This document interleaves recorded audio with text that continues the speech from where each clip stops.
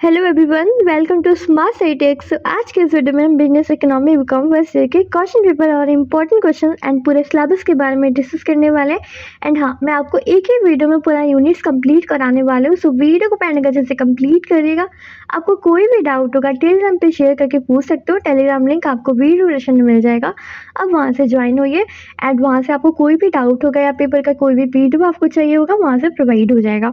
Okay, तो आइए हम वीडियो को स्टार्ट करते हैं। पहले तो हम सिलेबस डिस्कस करेंगे एंड फर्स्ट ऑफ ऑल हमारा यूनिट फर्स्ट में दिया हुआ है historical background of economic in India with special reference of Kautilya. तो आपको कौटिल्य का रेफरेंस लिखना है, ठीक है। तो आपको इसे कंप्लीट करना ही पड़ेगा क्योंकि इंपॉर्टेंट है। एंड नेक्स्ट आपका आता है historical background of economic in India.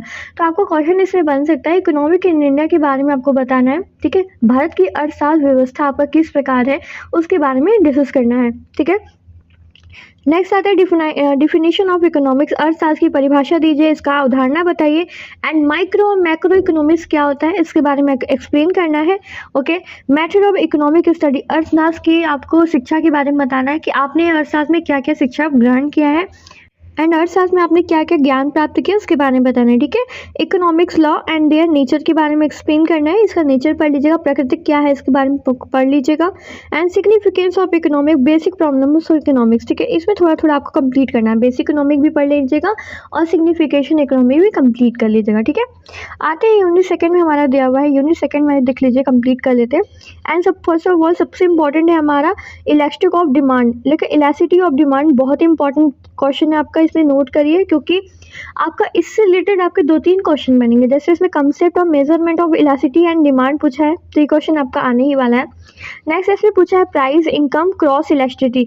तो आपको इसमें डिफरेंस बिटवीन पूछ सकता है, इसकी परिभाषा पूछ सकता है, इसमें शॉर्ट नोट्स पूछ लें, मतलब कि आपको मूल्य आय और इसमें क्रॉस इलास्टिसिटी मतलब आपको कंप्लीट करना है, ठीक है। तीनों आपको कंप्लीट करना है।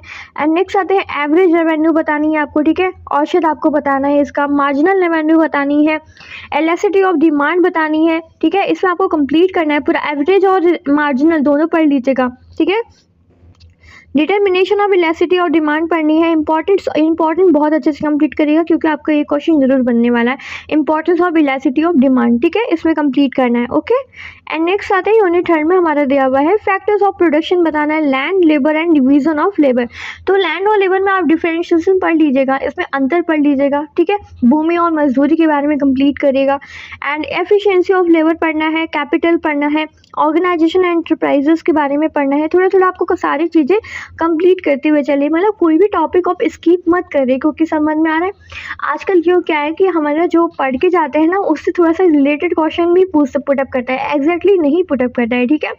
एंड टूडे जो भी सो न्यू एग्जाम्स हो रहे हैं, जो भी पेपर मैंने देखा है वो थोड़ा सा चेंजेस होके आ रहे हैं। मतलब सिलेबस तो वही है बट थोड़ा सा क्वेश्चन क्या है ना डिफरेंस दे रहे हैं, मतलब थोड़ा सा सिलेबस से हट के थोड़ा सा क्वेश्चन बन रहा है, तो आप उसी हिसाब से कंप्लीट करिए, ठीक है। अब आते हैं यूनिट 4 में हमारा दिया है production functions of law, returns, return of scale, equal product curve analysis, market and it's classification, ठीक है। रिटर्न ऑफ स्केल पढ़ लीजिएगा इसमें, ठीक है। And functions of law complete करेगा। Theory of cost of and concept of revenue complete कर लेना है। इसमें बस 3 टॉपिक इसमें अच्छे से पढ़ना है, ठीक। आते हैं यूनिट 5 में आते हैं price determination and profit combination of equilibrium of the firm. Monopoly price पढ़ना है, मोनोपोली बहुत अच्छे से कंप्लीट करेगा क्योंकि अभी मैं जो क्वेश्चन पेपर दिखाने वाले हूँ उसमें ये क्वेश्चन पुटअप किया गया है, ठीक है। एंड नेक्स्ट है monopoly control, price determination under आपको इसमें कंप्लीट करना है। इम्परफेक्ट और मोनोपोलिस्टिक कंपटीशन के बारे में पढ़नी है। प्राइस डिटर्मिनेशन बहुत अच्छे से कंप्लीट करना है, ठीक है। एंड बहुत इंपॉर्टेंट है आपका मोनोपोली टॉपिक, जिसे आप जितना बार स्टैक मार्क करके कंप्लीट करना चाहें तो कर सकते हैं क्योंकि इससे आप नोट्स रेडी करना है आपको मोनोपोली, क्योंकि मोनोपोलिस्टिक आपको बहुत बार एग्जाम में देखा गया है, ठीक। आते हैं यूनिट 6 में दिया हुआ है कि हमारा रेंट है, concept code and first of all दिया है मॉडर्न थ्योरीज रेंट, ठीक है। इसमें कॉसी रेंट पढ़ना है, कॉसी रेंट पढ़ लीजिएगा, वेजेस पढ़ना है एंड नॉमिनल रियल भी पढ़ लेना है इसमें। फिर आते हैं प्रॉफिट, नेचर, कंसेप्ट और थ्योरीज ऑफ प्रॉफिट के बारे में पढ़ना है। तो आपको प्रॉफिट लाभ के बारे में कंप्लीट कर लीजिएगा, ठीक है। लाभ वाला क्वेश्चन पढ़ के जाएगा, इंपॉर्टेंट है। सो आइए हम स्टार्ट करते हैं। हम क्वेश्चन पेपर के बारे में डिस्कस करने वाले हैं, ओके। आप क्वेश्चन पेपर कंप्लीट करेंगे, ठीक है।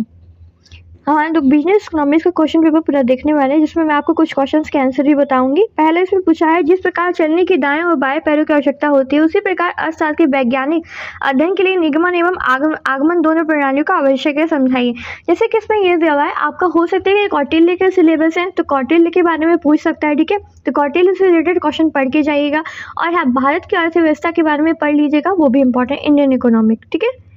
एंड नेक्स्ट आते हैं, हमारा नेक्स्ट दिया हुआ है क्वेश्चन नंबर 3 है, समुत्पाद वक्र से आप क्या समझते हैं? समुत्पाद वक्र की विशेषताएं बताइए। What do you mean by iso product curve? State the characteristics of iso product curve के बाद समुत्पाद के बारे में पढ़ना है, ठीक है। एंड इसो प्रोडक्ट कर्व के बारे में पढ़ लीजिएगा, ठीक है। पैमाने के प्रतिबल से आप क्या अभिप्राय, ये कंप्लीट करना है, ओके। एंड नेक्स्ट आते हैं, इसमें थोड़ा सा हम आपको बता देते हैं कि समुत्पाद वक्र क्या होता है, प्रोडक्ट कर्व क्या होता है, इसके बारे में देख लीजिए। एंड एक समुत्पाद पर्व एक्स और वाई अक्ष दो प्रशांगीय निविष्ट को निरूपित करते हैं, जो समांतर श्रम, पूंजी, भूमि या संगठन जैसे उत्पादों का एक कारक होता है। समुत्पाद को सम उत्पाद वक्र या समान उत्पाद वक्र के रूप में भी जाना जाता है, ठीक है। कर्व के बारे में कंप्लीट कर लीजिएगा। नेक्स्ट आते हैं, पैमाने का प्रतिफल क्या है, इसके बारे में बताना है कि रिटर्न ऑफ स्केल, जैसा मैंने बोला ना, रिटर्न ऑफ स्केल कंप्लीट करना है।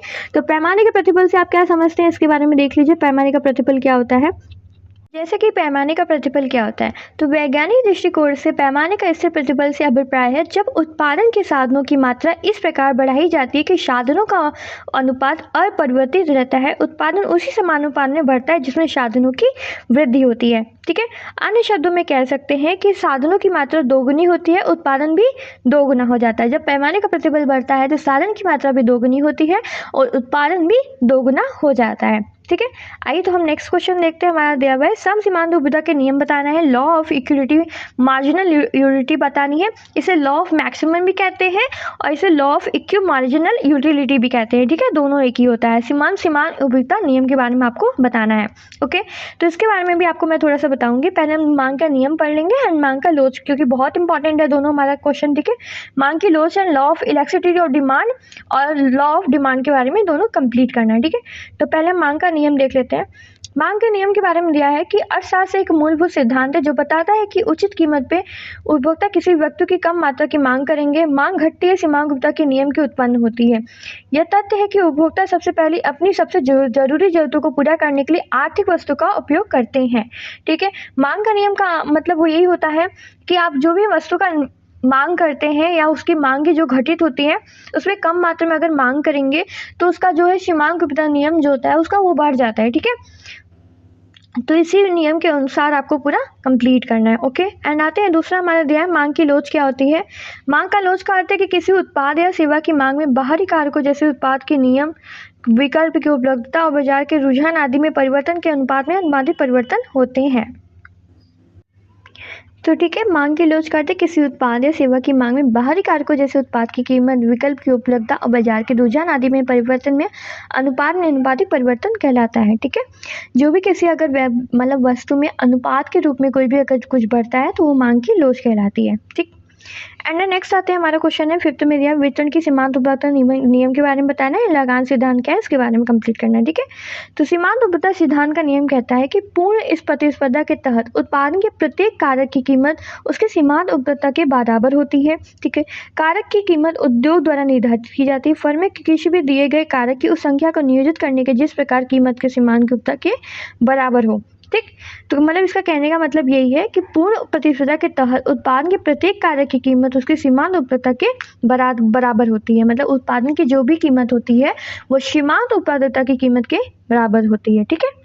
तो ऐसे ही सारे क्वेश्चंस का आपको कंप्लीट करना है। रिलेटेड क्वेश्चन जरूर पढ़ के जाइए, सारे क्वेश्चन के अनुपात, ठीक है। आपको सारे क्वेश्चन के रिलेटेड जरूर पढ़ के जाना है। पूरे क्वेश्चन को अच्छे से कंप्लीट करें, सिलेबस को कंप्लीट करें, ओके। जैसे कि मैंने यूनिट 1 से लेकर यूनिट 5 में जितने क्वेश्चन आपको कराए हैं सारे कंप्लीट करने हैं। एंड हाँ, चैनल पे अगर नए आए होंगे तो सब्सक्राइब करना बिल्कुल मत भूलिएगा। और एक अपना छोटा सा फीडबैक जरूर दीजिएगा। अपने फ्रेंड्स में शेयर करिए इस वीडियो को, अपने क्लासमेट्स को शेयर करिए, अपने ग्रुप्स में शेयर करिए, ताकि हमारे आपके वीडियो शेयर करने से हमारे बहुत ही ज़्यादा इंक्रीजमेंट होती है हमें, एंड बहुत ज़्यादा इंक्रीज़ होता है, ठीक है। तो आपके ऐसे ही सहयोग करते रहिए। ऐसे मिलते हैं नेक्स्ट वीडियो में, तब तक के लिए bye bye, thank you so much.